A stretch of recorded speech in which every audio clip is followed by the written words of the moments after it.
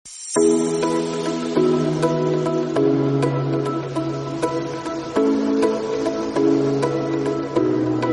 kita dari zaman kebodohan menuju zaman yang serba berilmu pengetahuan seperti saat ini.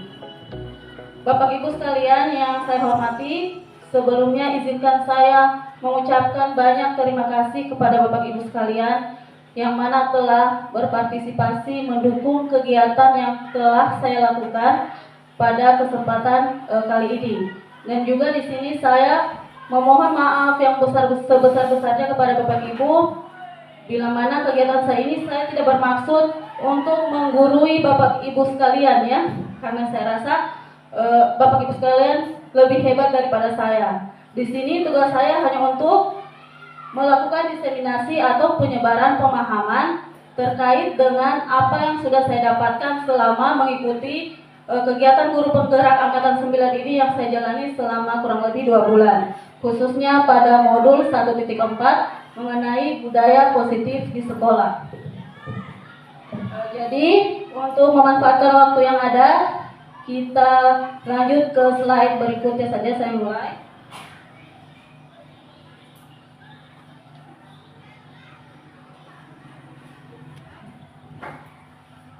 Oke, nih. Nah, sebelum masuk ke inti dari budaya positif ini, di sini terdapat pertanyaan pemantik yang akan saya tujukan kepada Bapak Ibu sekalian. Nah, di sini cukup jawab setuju atau tidak setuju saja. Bisa ya? Dari sini pertama, hukuman dapat mendisiplinkan anak. Setuju atau tidak Bapak Ibu? Setuju? Oke.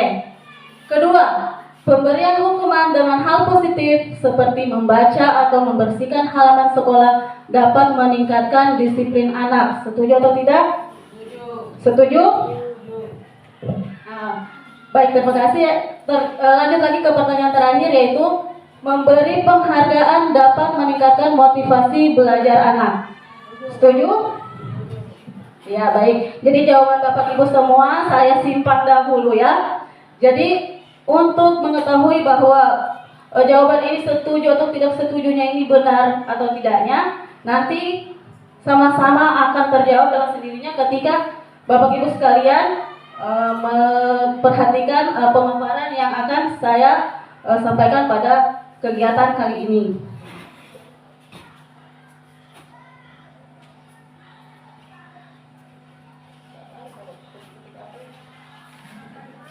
Nah, ini langsung ke inti dari kegiatan kita, yaitu mengenai budaya positif.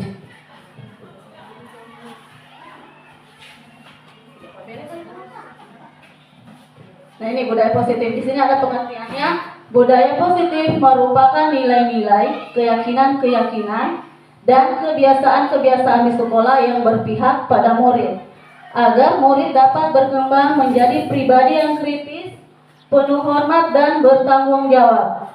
Budaya positif dapat dilakukan dengan cara melakukan hal-hal yang bersifat positif, berpikiran positif, berhati positif, dan bersikap positif. Nah, ini penjelasan dari budaya positif. Nah, sekarang saya mau bertanya lagi kepada Bapak Ibu sekalian. Apakah budaya positif ini penting untuk kita terapkan di sekolah kita? Penting? Ya. Jadi, memang budaya positif ini sangat penting kita terapkan di sekolah kita, yaitu khususnya di SMP Negeri 2 Balaisang. Karena kenapa? Karena dengan kita menerapkan budaya positif ini akan menumbuhkan motivasi intrinsik atau motivasi diri yang ada dalam diri kita, khususnya dalam diri siswa kita tersebut. Nah, untuk meningkatkan nilai-nilai agar siswa tersebut dapat menumbuhkan nilai-nilai yang ada dalam dirinya, nilai-nilai yang ada dalam dirinya yang mereka yakini. Seperti itu Bapak Ibu. Jadi itu semua merupakan pemikiran dari Bapak Ki Hajar Dewantara, di mana Bapak Ki Hajar Dewantara tersebut ingin menciptakan siswa yang berkarakter sesuai dengan profil pelajar Pancasila. Nah, ini istilah profil pelajar Pancasila ini sudah tidak asing lagi ya di telinga Bapak Ibu semua. Ya, jadi karena kita sudah sering mengatakan tentang profil pelajar Pancasila. Bahkan di kelas 7, karena alhamdulillah pada tahun ini kelas 7 sudah melakukan pembelajaran dengan kurikulum Merdeka. Jadi kurikulum Merdeka itu juga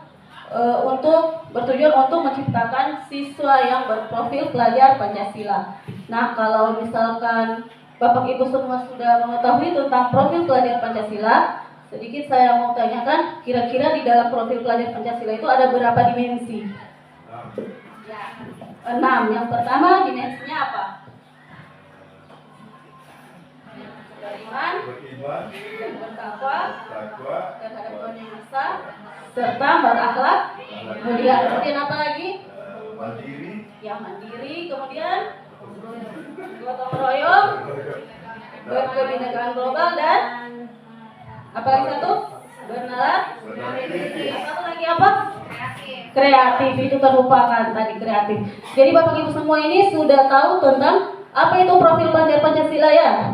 Ya, jadi kita bertepuk tangan dulu untuk. Jadi itu ya sedikit tentang penjelasan saya mengenai budaya positif. Lanjut lagi ke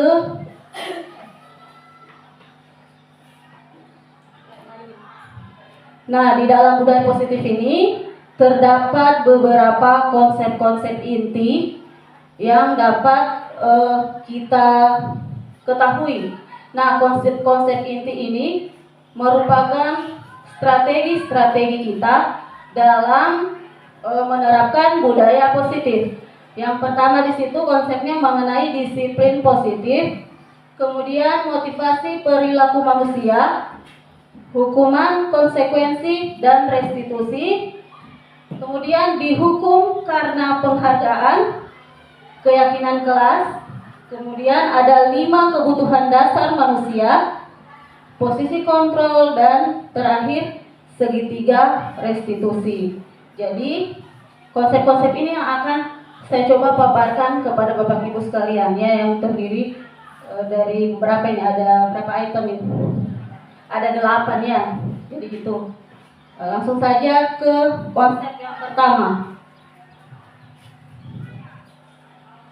Nah, ini disiplin positif. Ketika mendengar kata disiplin, apa yang terbayang di benak Bapak Ibu? Apa yang terlintas di pikiran Bapak Ibu sekalian dari kata disiplin ini? Ya? Oke, peraturan. Ada lagi? Oke, peraturan yang ketat. Kemudian ada lagi? Tata tertib. Ada lagi? Oke, kepatuhan ya. Jadi yang terbayang di benak Bapak Ibu sekalian yaitu mengenai tadi peraturan yang ketat, kemudian tata tertib dan kepatuhan. Nah, di dalam budaya kita memang disiplin positif ini diartikan seperti itu, bahwa sesuatu perlakuan yang harus kita taati atau kita patuhi. Nah, seperti yang dikatakan Ibu Wati tadi, dipatuhi peraturannya secara ketat. Nah, jadi kalau secara ketat ini berarti menimbulkan cenderung ada rasa ketidaknyamanan ya. Jika tidak ditaati maka akan mendapatkan hukuman. Nah, itu dalam budaya kita seperti itu mengenai makna dari disiplin ini. Nah, di sini ada makna dari disiplin itu yang sebenarnya. Di sini menurut Diana, saya baca Diana saja ya. Kalau guru bahasa Inggris apa sih? Dine. Dine menyatakan bahwa arti dari kata disiplin berasal dari bahasa Latin, yaitu disiplina yang artinya belajar. Kata disiplin juga berasal dari akar kata yang sama dengan disiplin atau murid atau pengikut. Kemudian dengan kata lain, seseorang yang memiliki disiplin diri berarti mereka bisa bertanggung jawab terhadap apa yang dilakukannya karena tindakan mereka berdasarkan pada nilai-nilai kebajikan universal. Nah, ini mengenai nilai-nilai kebajikan universal.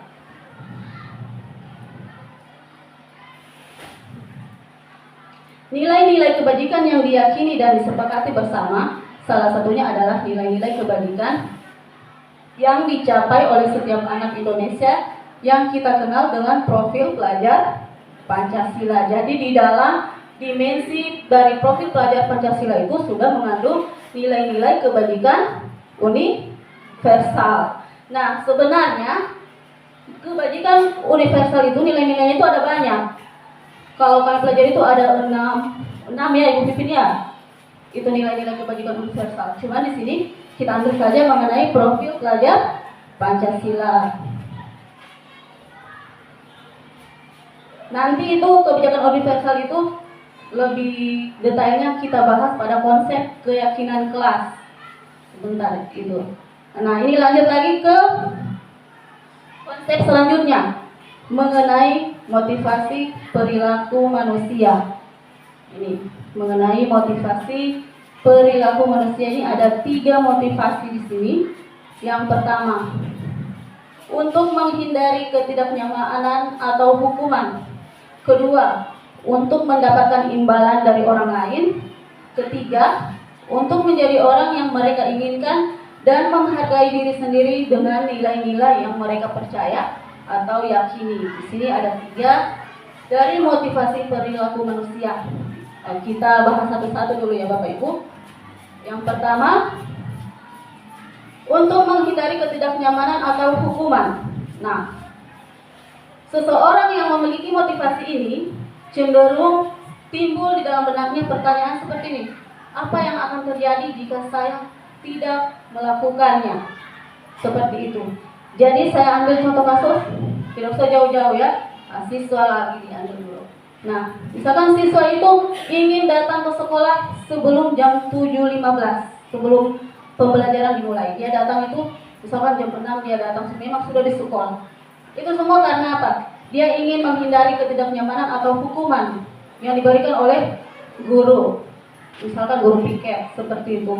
Jadi, di sini motivasi anak itu ke sekolah berarti ada dari luar. Motivasi luar namanya, bukan dari dalam dirinya.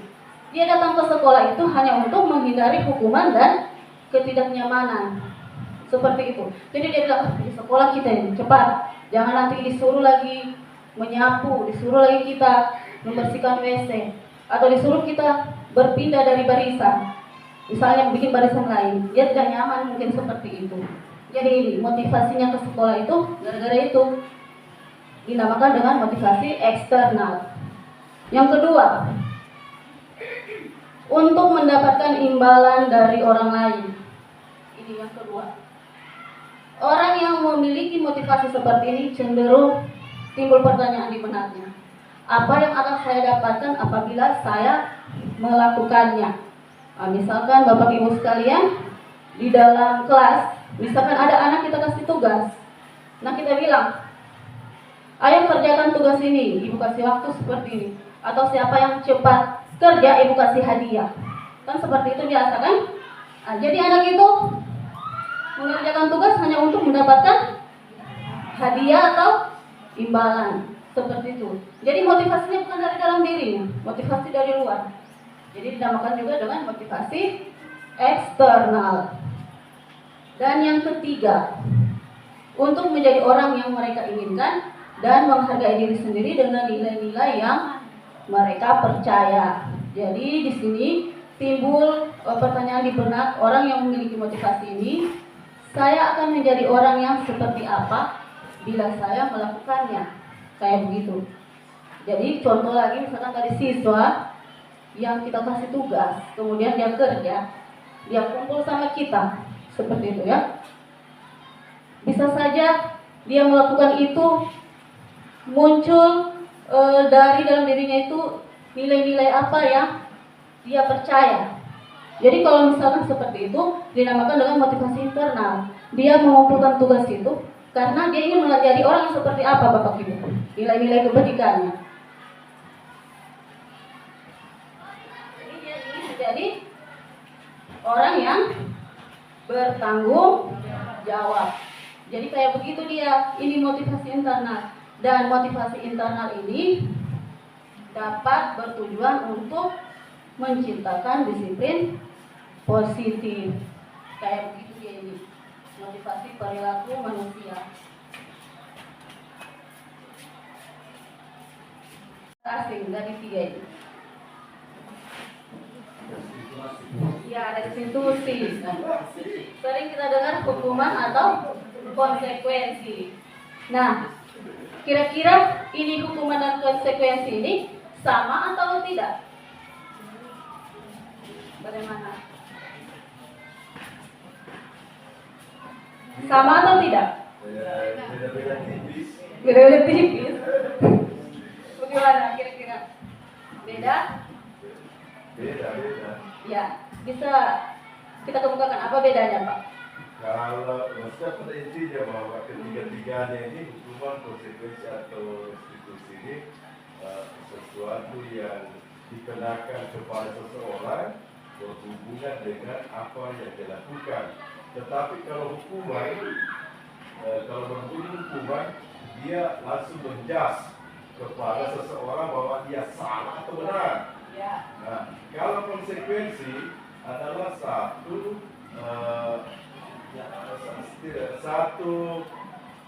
tanggung jawab pada dirinya yang diamanahkan atau dibebankan kepadanya, sehingga dia berpikir kalau saya melakukan salah, hukumannya ini, kalau saya benar begini.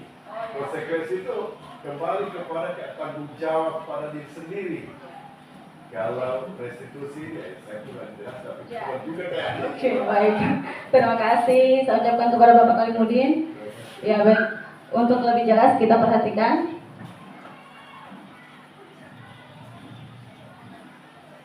Nah, ini pengertian dari hukuman. Ya, tadi saya bisa tangkap penjelasan dari Pak Kalimudin kurang lebih seperti ini.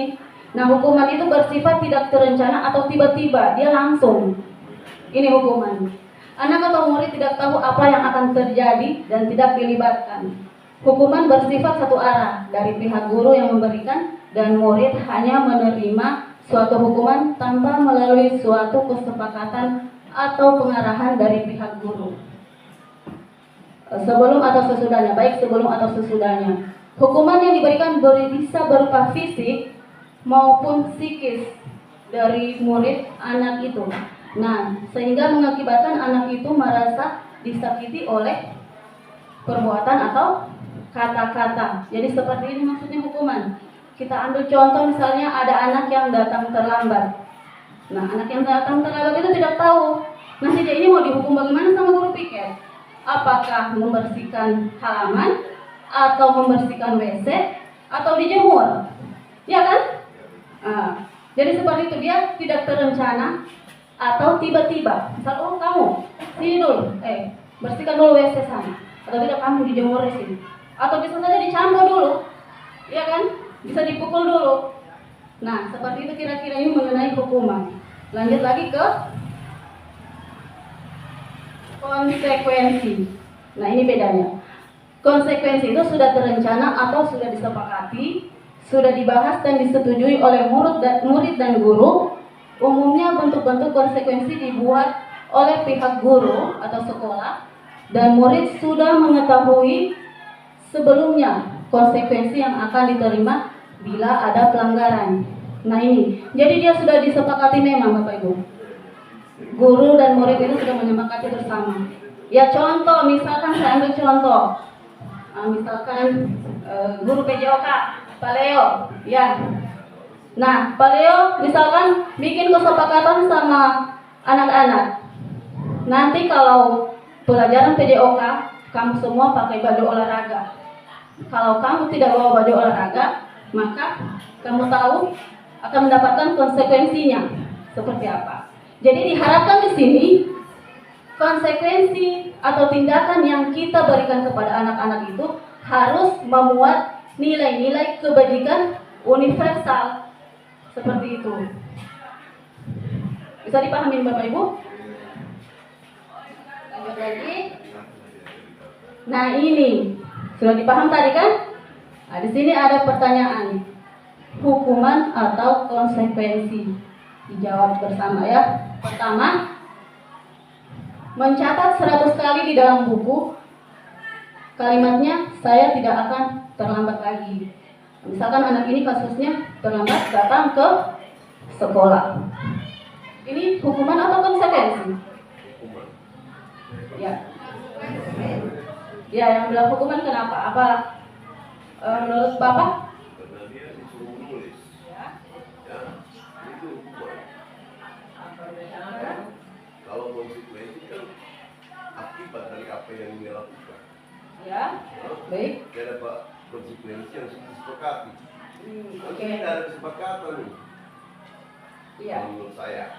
Ya. Menurut saya. Jadi hukuman menurut saya. Bisa diulang Pak Adrianus? Ya, kalau menurut saya mencatat disuruh satu kali dalam buku kalimat saya tidak akan terlambat lagi. Itu termasuk dalam hukuman. Karena bedanya dengan konsekuensi. Jadi kalau hukuman kan dia tiba-tiba, tidak ada kesepakatan. Kalau konsekuensi memang sudah disepakati dari awal. Kalau kamu datang terlambat, ya ini konsekuensinya. Kalau kamu tidak pergi olahraga, ya kamu tidak ikutkan kalau teman yang lain yang pergi olahraga. Oke, baik. Terima kasih Pak Janus. Ya, kita lanjut kepada Ibu Nir. Kalau menurut saya, mencatat 100 kali dalam buku kalimat saya dan akan terlambat lagi, itu merupakan konsekuensi. Menurut saya kan, karena di situ apabila kan ada kesepakatan di situ, mencatat 100 kali apabila nanti dia ulang lagi, apa namanya dia terlambat ke sekolah. Ya. Menurut saya itu konsekuensi. Ya, baik. Tadi ada yang bilang konsekuensi, ada yang bilang hukuman. Sebelum kita mengetahui hukuman atau konsekuensi ini, kita jawab satu dulu ya. Ya, lanjut lagi. Yang kedua, tindakan guru menyuruh siswa lari mengelilingi lapangan sebanyak 2 kali karena terlambat hadir di sekolah. Nah, hukuman, kenapa dikatakan hukuman? Tiba-tiba. Iya, tiba-tiba juga, kemudian berbentuk kekerasan fisik juga ya. Ya. Bisa jadi ini konsekuensi yang sudah disepakati. Iya, tidak salah. Kalau kamu terlambat, kamu lari keliling nanti. Bisa jadi kan? Ya, pemahaman kita. Kita mungkin kalau saya bertahu ke sebuah hukuman. Yang kedua hukuman ya. Oke, simpan jawabannya dulu. Lanjut lagi. Membersihkan tumpahan air di meja tulis karena tersenggol pada saat belajar. Hukuman. Hukuman. Tiba-tiba. Kalau Ibu Karena dia menumpahkan air tadi, karena dia menumpahkan air itu konsekuensi ya, karena dia menumpahkan air, dia harus membersihkan kembali air yang menumpahkan tadi. Saya bilang ya. kalau Pak Ali? Saya hukuman karena orang kan tidak ada rencana mau senggol air, tapi tiba-tiba takkan kata senggol, tapi tiba-tiba makanya dia hukuman. Hukuman. Ya. Oke, lanjut lagi. Menggantikan kertas tugas teman yang telah dicoret-coret. Konsekuensi. Konsekuensi. Kenapa Pak Yusdan? Masih saya paham, cuma itu menjelaskan. Kalau saya itu misalkan saya kasih sumpah apa gitu, saya Iya. bilang. Anunya.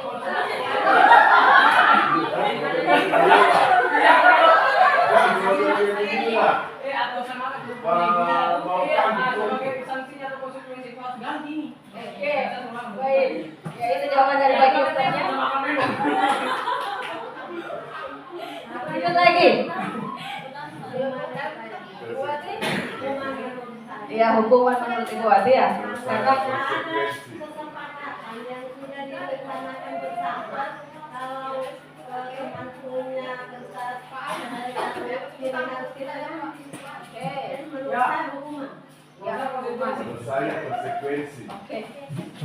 Kemudian kan tidak boleh dirusak. Kenapa kok rusak? Oke. Kemudian berjemur di lapangan jam 12 siang karena mengobrol dengan teman pada saat pembelajaran berlangsung saja jam terakhir. Kira-kira bagaimana ini? Hukuman. Iya, hukuman ini jelas sekali nih ya. Jam 12 siang anak-anak dijemur. Kira-kira kalau pingsan bagaimana? Nah ini. Kemudian murid diminta bertelanjang kaki ada nilai-nilai di dalamnya. Nilai kebajikan apa? Ya tanggung jawab, dia bertanggung jawab atas perbuatannya itu. Jadi seperti itu. Begitu juga dengan menggantikan kertas tugas teman yang telah dicoret-coret. Jadi dia juga bertanggung jawab atas perbuatannya. Seperti yang dikatakan Pak Yusdan, yang dia robek anunya Bu Mila. Dia makan biskuitnya Bu Mila tanpa minta izin. Otomatis dia harus ganti itu. Jadi harus bertanggung jawab Pak Yusdan.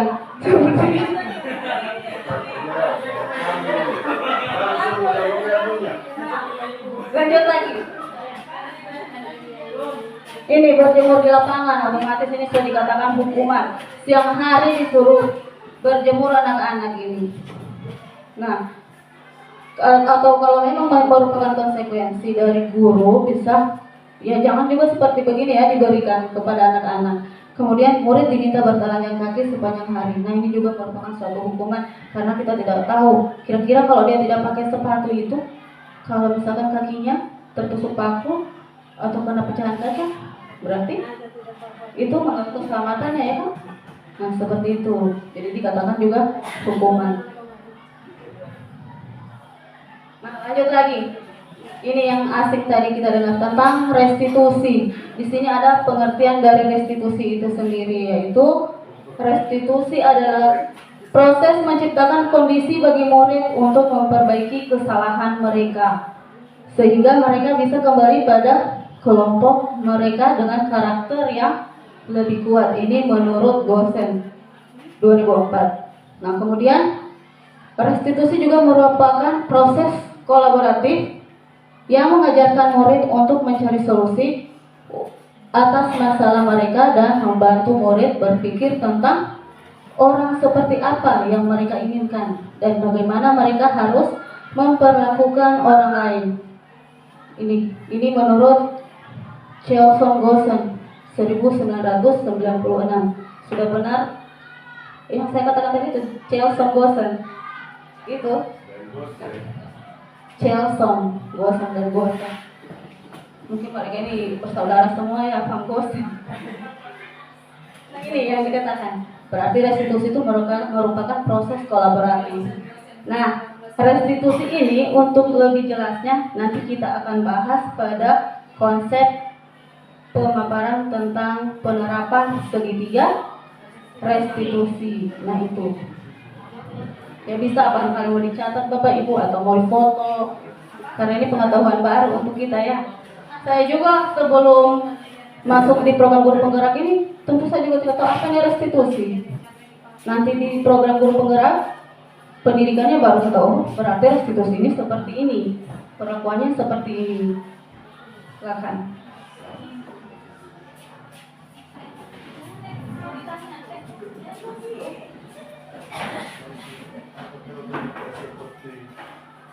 Ya, bisa lanjut? Ya, silakan Pak Leo. Sama maksudnya restitusi ini kalau kita kenal bahasa pasarnya kayak pembinaan gitu. Pembinaan. Oke. Ya, pembinaan kayak ya seperti biasa napi, pembinaan atau yang apa namanya yang masa busamu. Rehabilitasi. Saya sedikit ya. Pemahaman saya awal restitusi itu yang saya pahami, Ya. dia ada pelaku, ada si korban. Iya. Ya. Yang ditangani ini menggantikan sesuatu yang dirugikan pada si korban, bukan ditindaki pada si pelaku. Itu namanya prostitusi. Itu restitusi. Restitusi. Dalam pemahaman hukum di Indonesia ini kan beda. Restitusi. Nah, saya kira prostitusi kalau korban dengan pelaku. Iya. Restitusinya pemahaman ini. Nanti kita akan bahas bersama ya. Nanti kita bahas untuk lebih jelasnya di konsep segitiga restitusi. Ya.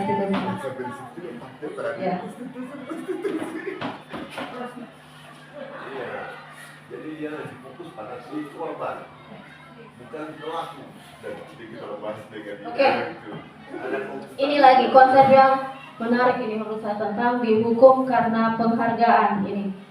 Saat kita berulang kali menjanjikan hadiah kepada anak-anak agar berperilaku bertanggung jawab, atau kepada seorang murid agar mempelajari sesuatu yang baru, atau kepada seorang karyawan agar melakukan pekerjaan yang berkualitas, kita sedang berasumsi mereka tidak dapat melakukannya karena penghargaan.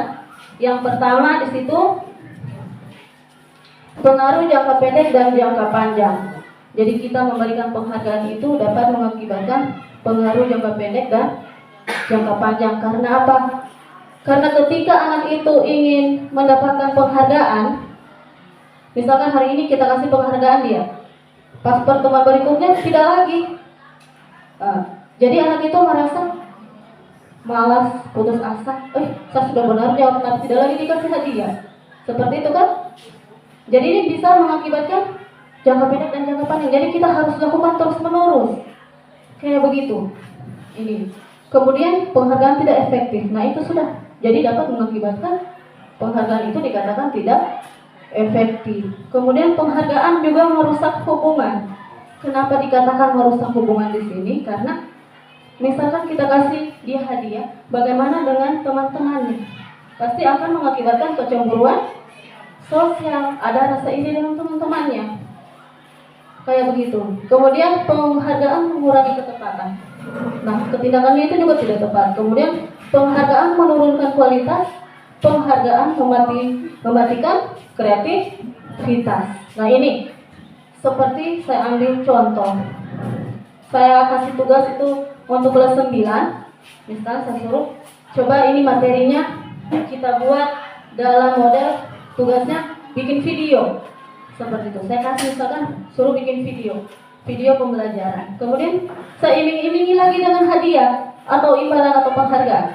Siapa yang cepat selesai videonya dibuat, ibu kasih hadiah. Kayak begitu. Jadi anak itu berfokus hanya untuk hadiahnya. Dia tidak pedulikan lagi apakah video yang dia bikin itu menarik ataukah dia bikin secara kreatif. Seperti itu. Jadi asal kumpul saja, yang penting cepat kumpul, dikasih hadiah. Jadi itu yang dikatakan dengan penghargaan mematikan kreativitas. Jadi kalau seperti itu berarti bisa saja penghargaan itu menurunkan kualitas. Seperti itu. Kemudian penghargaan bersifat menghukum. Nah ini benar sekali. Penghargaan dan hukuman itu merupakan hal yang sama. Nah ini dapat saja mengendalikan seseorang, dan juga orang itu juga tidak suka dikendalikannya. Bapak Ibu suka dikendalikan dalam jangka panjang? Suka. Jadi itu bisa saja merupakan suatu hukuman. Ini. Jadi mohon maaf, menurut pemahaman saya di sini di modul 1.4 ini setelah saya pelajari bahwa kita itu sebenarnya tidak bisa lagi memberikan ranking kepada anak. Seperti itu. Kita tidak bisa lagi memberikan ranking kepada anak. Karena apa? Kita kendalikan dia. Misalkan yang ranking 1, kita suruh pertahankan prestasimu ya. Jadi kalau misalkan mengejar itu lebih mudah daripada mempertahankannya. Misalkan ranking 1, pertahankan prestasimu untuk semester berikutnya. Jadi itu merupakan suatu beban untuk dia. Bisa ini dipaham Bapak Ibu? Nah jadi itu. Jadi kalau misalkan nanti semester berikutnya dia jadi turun peringkatnya. Jadi dia merasa tertekan, jiwanya tidak nyaman. Jadi itu merupakan sebuah hukuman. Belum lagi kalau pulang di rumahnya, dimarah sama mamanya atau dihukum, oh kau jangan lagi main HP, saya sita HP-mu. Misalkan seperti itu kan, gara-gara HP ini turun prestasimu. Dikatakan seperti itu. Jadi bisa dikatakan penghargaan itu bersifat menghukum. Bisa dipaham Bapak Ibu? Jadi mohon maaf ya, ini melibatkan pemahaman saja. Lanjut lagi, motivasi dari dalam diri atau intrinsik. Masuk juga di penghargaan ini. Jadi contoh misalkan saya ambil lagi untuk saya pribadi, saya berikan tugas kepada anak-anak itu, kemudian tugasnya itu bersifat HOTS. Tahu HOTS kan Bapak Ibu? Ya, High Order Thinking Skill, berarti pengembangan pembelajaran yang melibatkan berpikir tingkat tinggi atau berpikir kritis. Jadi itu berarti tugas matematikanya ini susah sekali nih. Kayak begitu, saya suruh anak itu kerja misalnya di kelas 9 gitu, kelas 9 lagi sambil contoh. Nah ketika saya kasih tugas itu, ada salah satu anak yang cepat kerja, kemudian tepat juga jawabannya. Dia bisa menjawab itu soal yang saya berikan. Ini soal HOTS ini ya. Nah ini muncul, saya perhatikan ekspresi wajahnya itu senang, bangga dia atas pencapaiannya itu. Ada rasa puas dalam hatinya. Saya bisa kerjain dari teman-temannya yang lain seperti itu. Jadi itu merupakan motivasi dari dalam dirinya. Ada rasa senang dari dalam dirinya, pencapaian yang luar biasa. Dia bisa mengerjakan tugas itu. Nah, dari perilakunya itu tadi, dari nilai-nilai yang sudah dia dapatkan itu tadi, bisa juga itu merupakan sebuah penghargaan. Jadi dia menghargai apa yang sudah dia capai. Kayak itu maksudnya motivasi dari dalam diri.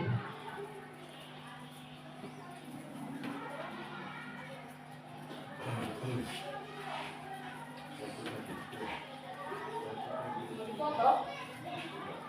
Tidak. Lanjut lagi. Nah ini lagi konsep yang berikutnya mengenai 5 kebutuhan dasar manusia. Di sini ada 5 kebutuhan dasar manusia. Seseorang itu biasanya melakukan pelanggaran atau perilaku yang tidak sesuai itu karena dia tidak bisa memenuhi 5 kebutuhan dasar ini. Jadi dia biasa melakukan perilaku yang tidak sesuai dengan harapan dari kita semua. Kita ambil lagi contoh sini, misalkan yang nomor 1 bertahan hidup. 2, kasih sayang dan rasa diterima, kebutuhan untuk diterima. Nomor 3, kekuasaan dan penguasaan, kebutuhan pengakuan atau kemampuan di situ. Kemudian kebebasan, kebutuhan akan pilihan. Kelima, kesenangan, kebutuhan untuk merasakan senang. Nah di kebutuhan yang pertama yaitu bertahan hidup, saya yakin Bapak Ibu sekalian sudah sering menemukan kasus seperti ini. Kira-kira kasusnya seperti apa yang bertahan hidup ini? Yang dilakukan anak-anak. Misalnya tiba-tiba dia jalan tiba-tiba ada anjing yang kejar, paling tidak dia berusaha untuk mempertahankan diri untuk hidup, sebab kalau dia tidak melawan bisa jadi anjingnya dia terkam nanti. Gitu ya, baik, terima kasih Pak Ali. Salah Itu satunya. ya kebutuhan bertahan hidup. Misalnya orang juga kalau camping, kemudian Iya. tiba-tiba tersesat, ada satu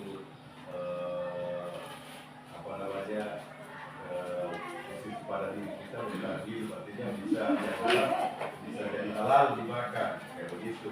Ya, baik. Terima kasih Pak Ali. Nah di sini 5 kebutuhan dasar manusia ini kita fokuskan pada suatu tindakan atau perilaku yang dilanggar oleh anak itu. Berarti ada 5 kebutuhan yang belum bisa dia penuhi. Yang pertama bertahan hidup. Nah di sini saya kasih contoh, misalkan kita di kelas, pernah tidak Bapak Ibu menemukan siswa yang misalkan datang terlambat masuk, alasannya pergi ke kantin makan?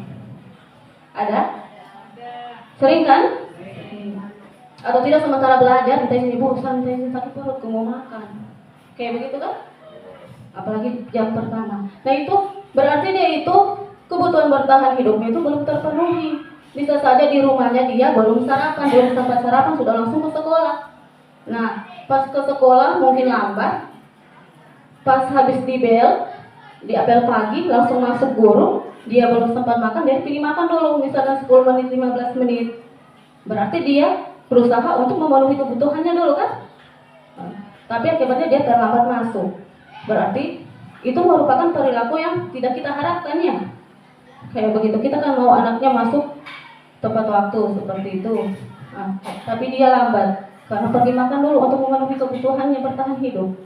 Karena kalau misalkan sementara belajar, lapar juga kan bisa-bisa pingsan anak-anak orang atau sakit perut lagi.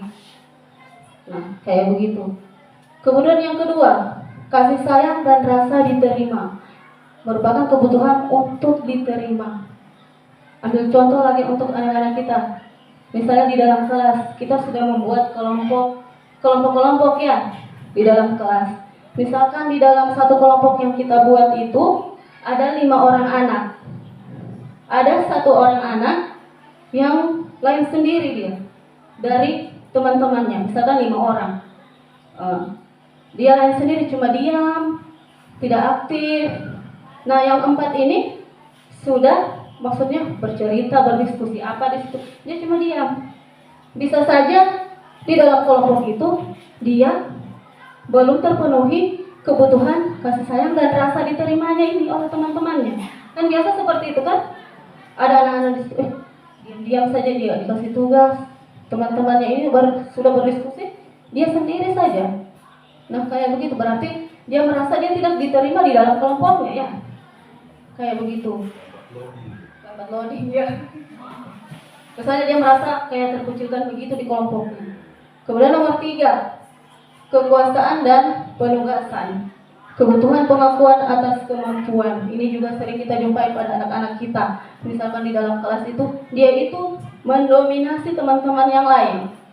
Dia yang berkuasa di situ. Misalkan kalau kita disuruh, saya bu, misalnya di depan, misalnya bisa kerja, saya bu. Dikasih lagi soal, dia lagi yang kerja. Dikasih lagi soal, dia lagi yang dikerja. Berarti dia itu membutuhkan pengakuan dari teman-teman. Desain semenarik mungkin, tuangkan kreativitasmu di situ. Apalagi dia hobi menggambar. Sudah, dia gambar-gambar sudah situ. Tentang matematika, misalnya gambar mistar atau orang, ilmuwan-ilmuwan begitu. Dia ukir-ukir tulisannya di situ, terlibat juga. Jadi berarti dia suka pelajaran ini begini. Jangan saya berceramah terus, saya mentransfer ilmu terus dengan metode ceramah. Kemudian mereka cuma lihat-lihat begini. Bosan kan dia? Jadi itu maksudnya. Mungkin dia belum memenuhi kebutuhan kebebasan ini. Nah, lanjut lagi di kesenangan. Kebutuhan untuk merasakan senang. Ini. Biasa juga kita jumpai di kelas ada yang sering toki-toki meja ya. Sementara kita mengajar atau bernyanyi. Iya. Menyanyi sementara mau menjelaskan kita menyanyi saja dia di situ. Atau bawa gitar lagi di kelas, bergitar lagi. Jadi seperti itu. Jadi mungkin kebutuhan kesenangannya ini terpenuhi. Jadi sebisa mungkin diharapkan kepada kita semua. Di sini juga saya masih baru belajar. Pelan-pelan kita buat pembelajaran itu menyenangkan ya. Dengan tujuan juga pembelajaran itu harus berpusat pada siswa. Ini yang diharapkan oleh Bapak Ki Hajar Dewantara. Pembelajaran harus berpusat pada siswa. Jadi bisa di dalam kelas itu kita selingi kegiatannya dengan apa yang namanya itu istilahnya? Ice breaking. Kayak begitu. Ada games-games di dalamnya. Mungkin dengan begitu dia senang. Menyanyi tepuk tangan itu. Ya kan? Atau juga pembelajarannya itu bisa kita buat dalam lagu atau senandung. Tadi saya waktu di kelas 7A, di 7B itu ada Ibu Nir masuk. Kemudian Asmaul Husna itu disenandungkan. Nah, jadi terdengar merdu sekali. Bisa saja anak itu kalau seperti itu kebutuhannya terpenuhi. Mungkin dia senang bersenandung seperti itu kan? Mungkin dengan begitu juga fungsinya dia cepat ingat. Memang seperti itu. Kalau saya biasa menghafal itu saya setengah mati itu menghafal. Tapi kalau ada lagunya mudah diingat, iya kan? Nah, tadi Ibu Nir masuk, sudah bagus Ibu Nir ini dikasih senandung Asmaul Husna. Jadi otomatis kebutuhan akan kesenangan itu sudah terpenuhi. Itu.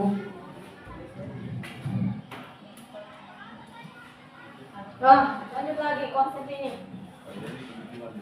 5 posisi kontrol di sini. Di sini kita sebagai guru harus bisa memposisikan diri kita dalam menghadapi perilaku-perilaku atau pelanggaran yang dilakukan oleh siswa kita itu sendiri. Di sini ada 5 posisi kontrol. Kira-kira Bapak Ibu sekalian sudah melakukan posisi yang mana? Masuk di posisi yang mana? Posisi yang mana dari 5 ini? Yang mana? Posisi penghukum ya? Ya, posisi teman. Jadi kalau saya pribadi di sini, saya sebelum belajar modul ini, saya itu menerapkan posisi penghukum dan pemantau atau monitor. Itu yang saya lakukan sebelum saya mempelajari modul 1.4 ini, posisi penghukum dan pemantau. Nah ini yang pertama yaitu mengenai posisi penghukum. Nah, menurut yang kami dapatkan di program pendidikan guru penggerak itu, posisi penghukum ini cenderung kita itu menggunakan kata-kata kasar, ya kan? Kemudian membentak, memaki, menunjuk-nunjuk, bahkan kita begini, berkacak pinggang begini. Nah ini masuk di kategori posisi penghukum. Nah, apa kita semua juga di sini. Kami juga ditanya waktu itu. Ini juga semua hanya penghukum semua. Jadi itu kalau posisi penghukum, biasanya kita mengeluarkan kata-kata yang tidak enak dan atau melukai hati anak itu. Kita melakukan kekerasan baik fisik maupun verbal. Misalkan kata-katanya, kamu ini dasar anak nakal, kurang ajar. Biasa begitu kan? Dasar anak nakal, kurang ajar. Awas kamu ya, kita ancam begitu. Awas kau kayak begitu kita kan? Lambongo, bodoh, apalah pokoknya kata-kata yang melukai hatinya itu masuk di posisi penghukum. Nah, dampak dari posisi penghukum ini berarti anak itu bisa saja dendam sama kita kan? Kan kita tidak tahu bagaimana isi hatinya. Kalau anak yang kayak dibilang asal bodoh, begitu saja dia dampaknya, dimarah, besok aja bikin kesalahan, paling nanti dimarah lagi. Tapi kalau anak yang maksudnya tidak nakal, tiba-tiba buat kesalahan yang fatal langsung kita judge begitu, biasa membekas di hatinya itu. Kayak begitu dia dampaknya, dan juga bisa saja dia tidak suka sama kita ataupun pelajaran yang kita ampuh. Saya juga sering ini waktu posisi penghukum ini, Bapak Ibu tahu sendiri saya bagaimana aliasnya sempugi. Iya, posisi penghukum ini. Nah, di sini kemudian yang kedua posisi pembuat merasa bersalah. Nah, di posisi pembuat merasa bersalah ini biasanya kita selalu mengeluarkan nada suara itu yang cenderung lembut, tenang, tetapi kata-katanya itu menusuk bikin anak itu merasa bersalah. Jadi contoh kata-katanya misalkan, kamu ini bikin kecewa ibu, bikin kecewa bapak. Coba kalau misalkan orang tua tahu begini, kira-kira bagaimana perasaan orang tuamu? Malu orang tuamu sama kamu. Jadi kita bikin kata-kata lembut tapi menusuk hatinya. Jadi akibatnya anak itu merasa bersalah, kembali lagi ke diri anak itu ya, merasa bersalah, kemudian itu bisa saja memperkecilkan dirinya, keluar dari memunculkan dirinya sendiri, tidak mau ya minder, dia merasa rendah diri, kayak begitu ini. Kemudian posisi teman, tadi guru BK sudah mengaku tadi di sini posisi teman. Nah, posisi teman ini biasa ada suaranya itu kalau dibilang friendly, ramah dengan anak, kemudian bercanda sama anak-anak, iya kan? Nah itu biasa kata-katanya, tolong dulu bapak, coba ayo dulu, lakukan dulu lebih bapak, misalkan kayak begitu, lebih ibu. Jadi kita anggap anak itu seperti teman, ya. Nah, di posisi teman ini ada juga dampak positifnya, ada juga dampak negatifnya. Nah, mohon maaf ini Pak Yus dan ya, mohon maaf ini. Saya masuk semua ini. Gimana ikhlas semua saya. Nah, di posisi teman ini dampaknya kalau yang positifnya anak itu merasa senang, merasa aman dan nyaman, juga akrab sama kita kan? Nah, dampak negatif dari ini anak itu cenderung bergantung hanya pada orang tertentu. Jadi mengakibatkan anak ini tidak mandiri. Nah, ini dampak negatifnya yang saya pelajari ya di modul ini. Jadi anak itu cenderung bergantung pada satu orang. Jadi misalkan dia melakukan kesalahan, ya diandalkan guru itu untuk membela dia. Kalau misalkan tidak dibela, ya otomatis kecewa lagi. Jadi kita dianggap temannya, oh kalau kawan saya tidak tegur kau, kayak begitu kan? Meraju lagi. Dan juga ketika guru itu tidak ada, bisa saja perilakunya itu, rasa hormatnya itu cuma dia tunjukkan dengan guru itu. Guru lain, ya dia biasa saja kan? Kayak begitu, itu dampak negatif dari posisi teman. Lanjut lagi di posisi pemantau atau monitor. Saya juga posisi ini saya, posisi pemantau atau monitor. Nah, di sini berhubungan dengan konsekuensi, yaitu kalau dia di pemantau. Jadi di sini kayak dia bilang, kayak misalnya awas nanti jangan lagi begini. Kalau kau begini, nanti ibu akan hukum begini. Begitu kan misalkan. Nah, ini posisi pemantau. Jadi kita pantau terus dia. Bagaimana? Apakah masih dia buat kesalahan atau tidak? Kayak misalnya tahu tidak konsekuensinya kalau kamu melanggar lagi. Kayak begitu. Nah, nadanya ini, nada suaranya Pak pemantau ini maksudnya tidak tinggi, tidak emosi, tidak juga ramah, datar saja ekspresinya kan di pemantau ini nadanya. Kemudian posisi manajer yang terakhir. Nah, posisi manajer yang terakhir ini nada suaranya itu juga tidak terlalu ramah, tidak juga tinggi, tidak emosi, ya biasa saja. Nah, di posisi manajer ini biasanya guru itu berkolaborasi bersama siswa terkait dari permasalahan siswa itu. Maksudnya kita bantu siswa itu mencari solusinya bersama-sama. Nah, biasanya pertanyaan bermakna di posisi manajer ini kita berikan pertanyaan bermakna atau pernyataan bermakna di posisi manajer ini. Dan sebenarnya kita sebagai guru idealnya itu kita mau diarahkan ke posisi manajer ini. Ya, jadi kalau posisi manajer ini kita lakukan, maka siswa itu bisa memunculkan nilai-nilai yang mereka yakini yang ada di dalam dirinya terkait dengan permasalahannya itu. Kita membantu mereka untuk mencari solusi dari permasalahannya itu. Nah, seperti itu ini sifat manajer, posisi manajer dia. Jadi bisa saja posisi manajer ini berubah ke pemantau, posisinya juga berubah ke teman, tergantung dari kasus-kasus atau tindakan yang dilakukan oleh siswa, kayak begitu.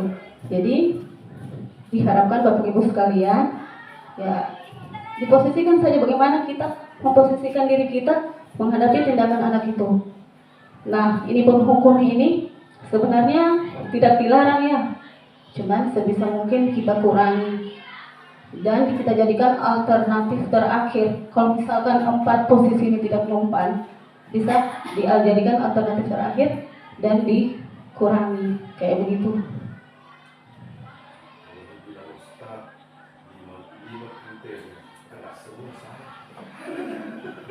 Nah, ini paham tadi Bapak Ibu ya mengenai 5 posisi kontrol.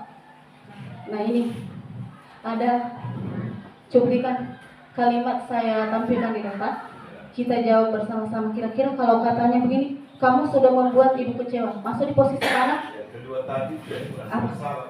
Ya, membuat merasa. Yang lain? Sudah sepakat itu membuat merasa bersalah.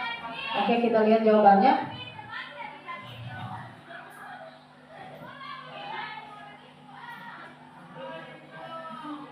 betul. Pembuat merasa bersalah. Ya, hebat sudah. Nah, ini lagi kalimatnya. Kamu tahu apa konsekuensinya jika kamu terlambat masuk pada jam pembelajaran saya? Masuk di posisi apa tadi, Miss? Tadi posisinya itu penghukum, pembuat merasa bersalah, teman, pemantau, dan manajer. Penghukum. Bagaimana yang lain? Nah, sini berbicara tentang konsekuensi.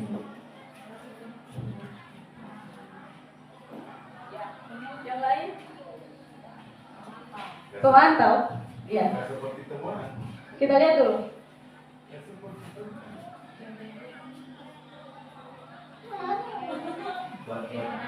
Veteran. Iya. Pemantau. Dia masuk di posisi pemantau karena di sini ada sebab akibat dia mengarahkan siswa itu di sini masuk di konsekuensi. Jika dia melakukan pelanggaran, apa sanksi atau konsekuensi yang akan dia dapatkan, kayak begitu. Lanjut lagi. Nah, ini kata-katanya, ayolah lakukan demi ibu. Iya, kita lihat posisi teman. Nah, kayak begitu. Di posisi teman ini seperti banyak kita apa Pascal? Pakai dari sini. Di posisi teman. Demi bapak. Demi bapak. Asal bapak sama. Nah, ini dasar anak nakal, awas kamu ya.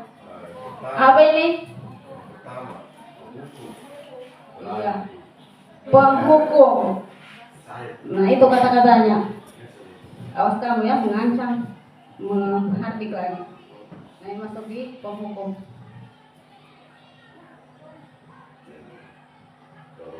Nah, ini apa yang bisa kamu lakukan untuk memperbaiki masalah ini? Kejadian. Masuk di? Kejadian. Iya.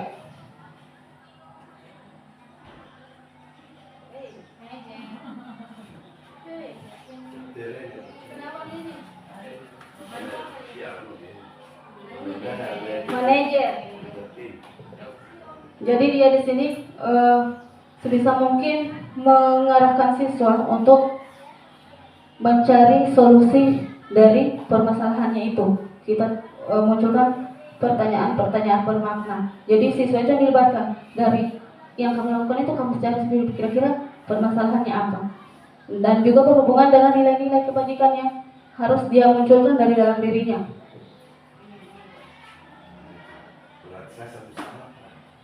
Ya. Jadi jadi wali kelas. Jadi ambil sampelnya di kelas 9 saja. Yang pertama di situ ini langkah-langkahnya Bapak Ibu. Pertama, murid membuat kelas impian. Jadi maksudnya mereka mengutarakan di lembar stick note itu apa yang mereka harapkan untuk kelasnya, untuk kebaikan di kelasnya. Kemudian murid curah pendapat tentang peraturan yang ada. Lanjut lagi, mengubah peraturan-peraturan yang sudah dibuat menjadi kalimat positif dan menyarikan peraturan-peraturan yang sudah dibuat menjadi nilai-nilai kebajikan. Nah, di situ sudah masuk pada keyakinan kelas. Jadi di sini ada harapan-harapan mereka, ada yang tulis begini. Dilarang pacaran dalam kelas. Ada yang tulis dilarang membuang sampah di laci. Kalau ada guru di dalam kelas tidak bisa keluar masuk. Nah, dari peraturan itu kalimat mereka ini kebanyakan kalimat yang negatif. Nah, kita ubah dulu kalimat itu ke kalimat positif. Begitu. Nah, diharapkan agar mereka itu bisa selalu berperilaku positif, ambil yang positifnya saja. Kayak dibilang itu afirmasi untuk mereka ya, pipinya. Jadi harus yang positif lah dibuat. Kayak misalkan ditulis dilarang membuang sampah di laci meja, kayak begitu. Jadi kalimat positifnya kita buat, buanglah sampah pada tempatnya. Nah, itu misalkan salah satu peraturan yang atau harapan yang mereka curahkan di lembar stick note itu. Kemudian tugas kita sebagai wali kelas menyarikan peraturan-peraturan yang sudah dibuat menjadi nilai-nilai kebajikan universal. Jadi kita dari peraturan itu kayak dibilang situ, buanglah sampah pada tempatnya. Kira-kira nilai-nilai apa yang terkandung di dalam kalimat itu? Jadi kalau misalkan buanglah sampah pada tempatnya itu menciptakan bagaimana? Ya, kebersihan dan ya, tanggung jawab, ya, kesehatan juga. Ya, jadi nilai-nilai itu yang kita buat di dalam keyakinan kelas. Kemudian misalkan ada yang bilang dilarang pacaran dalam kelas, kayak begitu. Ada yang bilang begitu. Jadi kita ubah kalimat positif itu bisa menjaga keamanan dan kenyamanan kelas. Nah, nilai yang terkandung di situ berarti apa? Itu sudah tadi menjaga keamanan dan kenyamanan, kayak itu. Jadi setelah kita menyarikan peraturan-peraturan yang sudah dibuat anak-anak tadi, kita buat menjadi nilai-nilai kebajikan. Kemudian guru dan murid meninjau ulang dan menyetujuinya dengan menandatangani keyakinan kelas yang sudah dibuat. Jadi masuk maju lagi, tulis namanya di situ, tanda tangan. Oh, berarti ini yang kau buat. Nah, kemudian keyakinan kelas yang sudah disepakati ini belum, mohon maaf Ibu Dita, belum sempat saya buat, ditempel pada dinding kelas agar mereka lihat semua. Itu sudah yang harapan kita semua yang sudah kita sepakati bersama.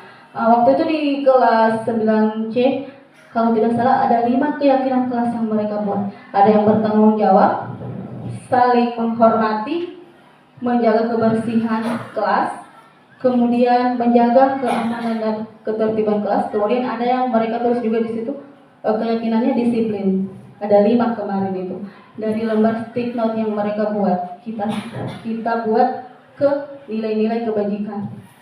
Ya, jadi diharapkan kepada Bapak Ibu wali kelas nanti bisa ya buat tentang keyakinan kelasnya, karena ini merupakan konsep dari mewujudkan budaya positif di sekolah. Nah, ini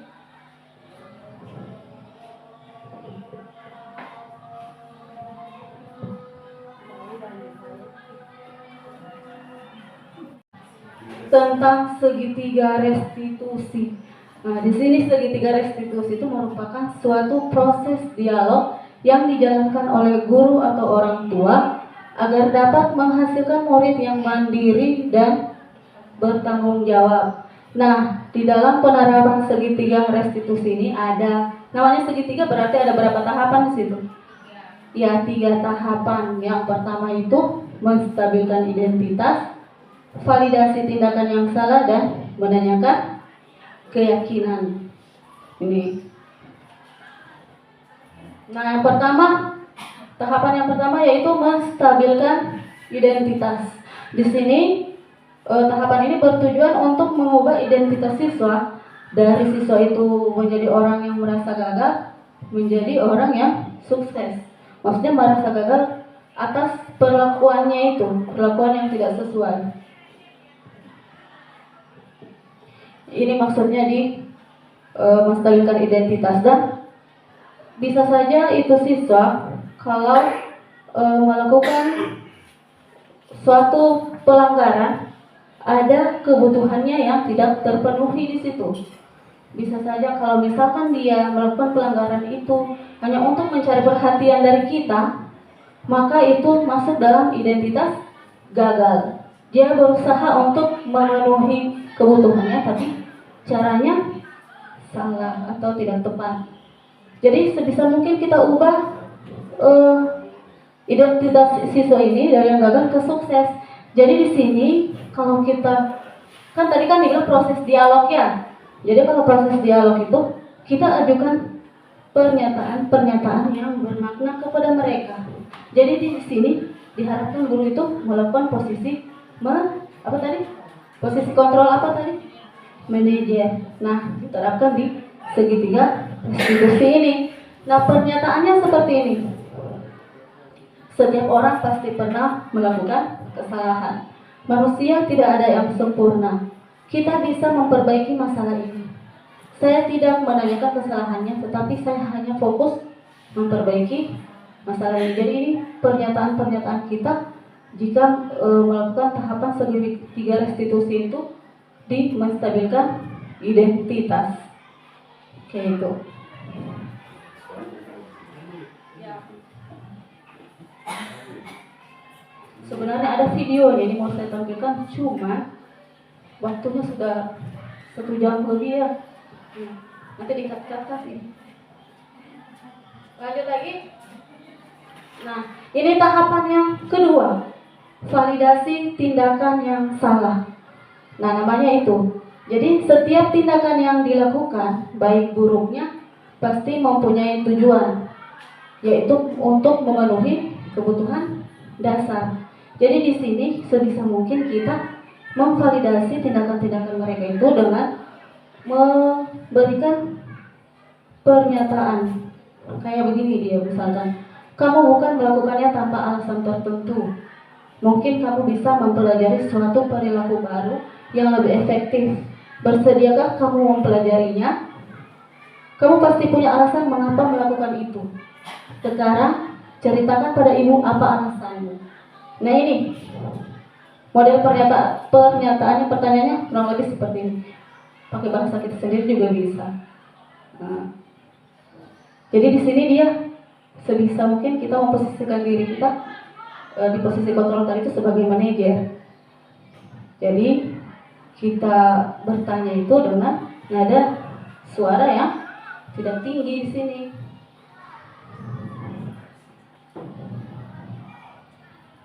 Nah ini yang tahapan terakhir, menanyakan keyakinan. Dilakukan karena termotivasi secara internal.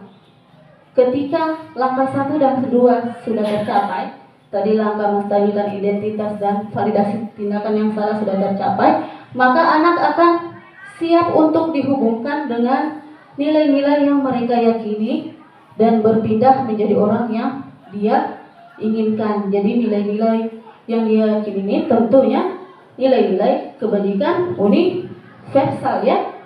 Kayak seperti itu nih, menanyakan keyakinan. Nah, kita ajukan pernyataan lagi kayak begini. Misalkan ini siswa di sekolah kita. Makanya tadi saya harapkan sekali Bapak Ibu sekalian bisa membuat keyakinan kelasnya ya.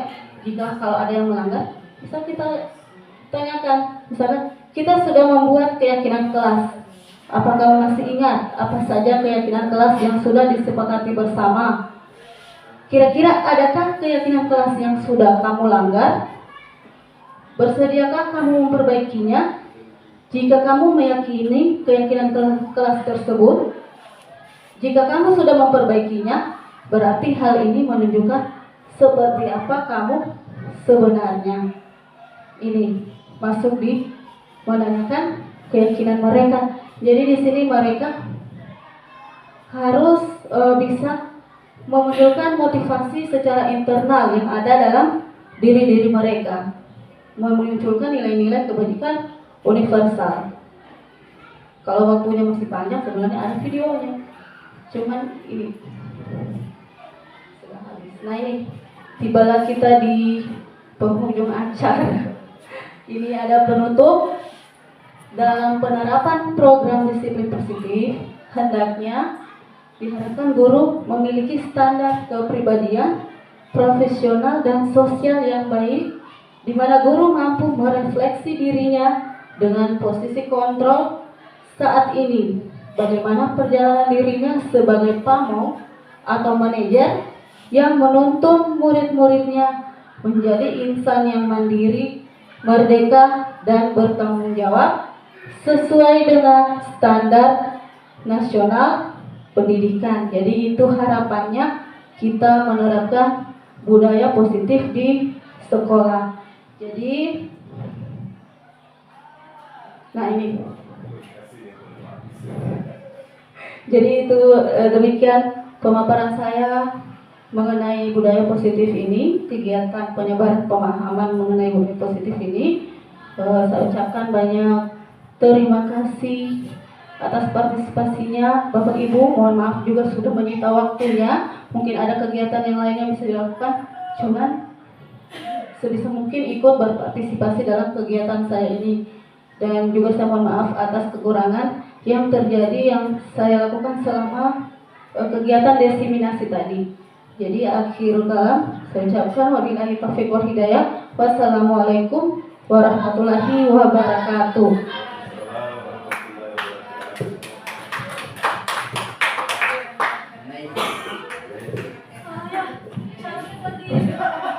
Oke, baik, terima kasih Bapak Ibu yang masih standby, masih utuh, lengkap di ruangan ini. Alhamdulillah kita telah menyelesaikan diseminasi positif yang merupakan kegiatan oleh rekan sejawat kita Ibu Rati Febrianti SSI, yang ini merupakan kegiatan dari rangkaian program pendidikan guru penggerak di modul 1.4. Olehnya kepada Ibu diucapkan terima kasih dan besar harapan kita semua sekiranya kita bisa melaksanakan apa yang tadi sudah dipaparkan. Tadi khususnya itu ada peraturan kelas diubah menjadi keyakinan kelas, berdialog. Dan ini untuk kelas C, dari peraturan kelas itu kita buat menjadi keyakinan kelas ya. Jadi keyakinan kelas itu dengan yang lain itu untuk disepakati bersama, persetujuan yang dibuat bersama, bukan cuma peraturan. Kalau peraturan kelas kemarin cuma ibu yang buat kan, kalian mengikuti, tapi ini untuk disepakati bersama, persetujuan bersama. Jadi kita buat dulu tentang keyakinan kelas. Kira-kira ini 9C, keyakinan kelas apa saja yang mau kita buat. Misalkan contoh datang waktu, apalah pokoknya tentang, pokoknya